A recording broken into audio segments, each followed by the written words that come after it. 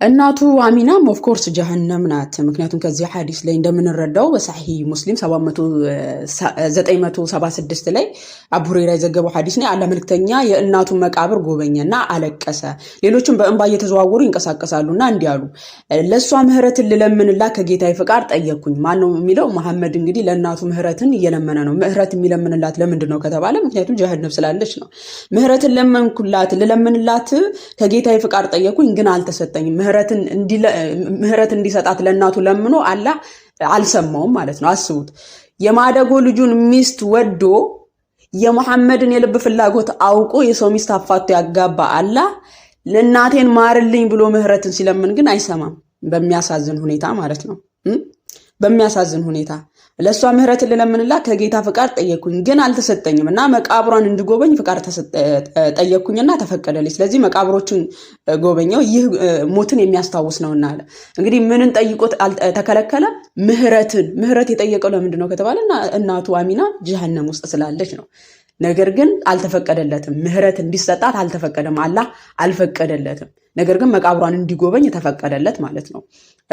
የመሐመድም እናት ጀሃነም እንዳለች ግልጽ ነው። አሚናም ጀሃነም እንዳለች ግልጽ ነው። በጣም በሚያሳዝን ሁኔታ መሐመድ ራሱ የት እንደሚሄድ እኮ አያውቅም። ሰሒህ አልቡኻሪ ቮሊዩም 2 ቡክ 23 ሐዲስ 334 ላይ ሐሪስ ቢን ዛይድ ቢን ሳቢት እንደዘገበው ይላል፣ ከነብዩ ጋር የትብብር ኪዳን ካደረጉት ከአንሳር ጎሳ የሆነችው የአልአላ እናት እንዲህ አለችኝ፣ ስደተኞች በእኛ መካከል በእጣ ተከፋፈሉ።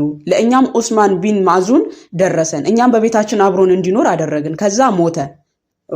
ካስከተለበት ብርቱ በሽታ ተሰቃየ። እንደ ሞተም አጠብነውና በራሱ ልብስ ሸፈነው ማለት ነው። የአላህ መልክተኛ መጡ።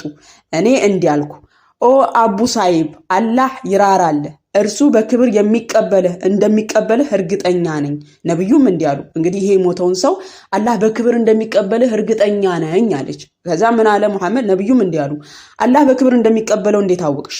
እኔም አባቴ ስለ እርሱ ቤዛ ይሁን።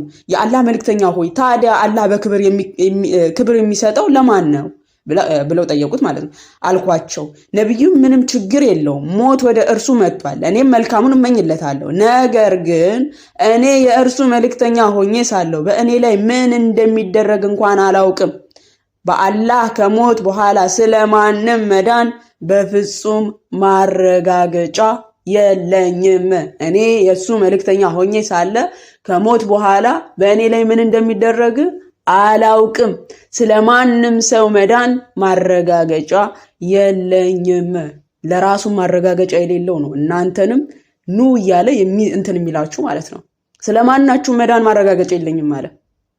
ጳውሎስ ግን እንደዚህ ነበር ያስተማረው። ጳውሎስ እንደዚህ ነው ያስተማረው። ሁለተኛ ጢሞቴዎስ ምዕራፍ 4 ላይ ተመለከታችሁ። ለጢሞቴዎስ ምን እያለ ነው የሚናገረው? በመስዋዕት እንደሚደረግ የእኔ ሕይወት ይሰዋልና አለ። የሚሄድበትም ጊዜ ደርሷል። ወደ ጌታ የሚደርስ ወደሚናፍቀው ጌታ ሊሄድ ነው ቅዱስ ጳውሎስ። የሚሄድበትም ጊዜ ደርሷል። መልካሙን ገድል ተጋድያለሁ፣ ሩጫውን ጨርሻለሁ፣ ሃይማኖትን ጠብቄያለሁ። ወደፊት የጽድቅ አክሊል ተዘጋጅቶልኛል።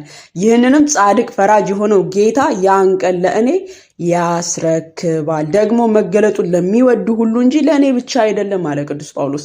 ይህን የጽድቅ አክሊል እኔ ብቻ አይደለም የምቀበለው፣ መገለጡን ለሚወዱ ሁሉ ይህ የጽድቅ አክሊል ሽልማት አላቸው ብሎ ቅዱስ ጳውሎስ እንደዚህ ይናገራል እንጂ ስለማንም መዳን ማረጋገጫ የለኝም አላለም ቅዱስ ጳውሎስ።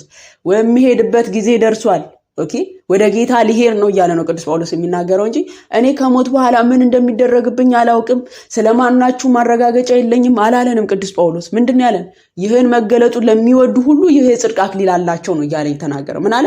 ወደፊት የጽድቅ አክሊል ተዘጋጅቶልኛል። ለምን? ቅዱስ ጳውሎስ ያስተማረው ትምህርት የድህነት ትምህርት እንደሆነ እርግጠኛ ስለሆነ ማለት ነው። ለስጋው የተገዛ ሐዋርያ ስላልሆነ ራሱን ለእግዚአብሔር ወንጌል አሳልፎ የሰጠ ሐዋርያ ስለሆነ የጽድቅ አክሊል እንደሚሸለም እንኳን ቅዱስ ጳውሎስ እርግጠኛ ሆኖ ነው ሲናገር የምንመለከተው። ምን አለ? ወደፊት የጽድቅ አክሊል ተዘጋጅቶልኛል፣ ይህም ጻድቅ ፈራጅ የሆነው ጌታ ያን ቀን ለእኔ ያስረክባል። ደግሞ መገለጡን ለሚወዱት ሁሉ እንጂ ለእኔ ብቻ አይደለም። መሐመድ ግን ምን አለ? ምንድን ነው ያለው? እኔ የአላህ መልክተኛ ሆኜ ሳለ ከሞት በኋላ በእኔ ላይ ምን እንደሚደረግ አላውቅም። ስለማንም መዳን በፍጹም ማረጋገጫ የለኝም ነው ያለው መሐመድ። ለእናቱ ምህረትን ለምኖ ምህረትን ያላገኘ ለራሱ መሄጃውን እንኳን የማያቅ ይህንን አካል ነው ለዓለም እዝነት ተላከ እያላችሁ ዳዕዋ የምታደርጉትና ሰዎችን ወደ እንደዚህ አይነት ጨለማ ህይወት ለመጨመር የምትጣጣሩት ሙስሊም ወገኖቻችን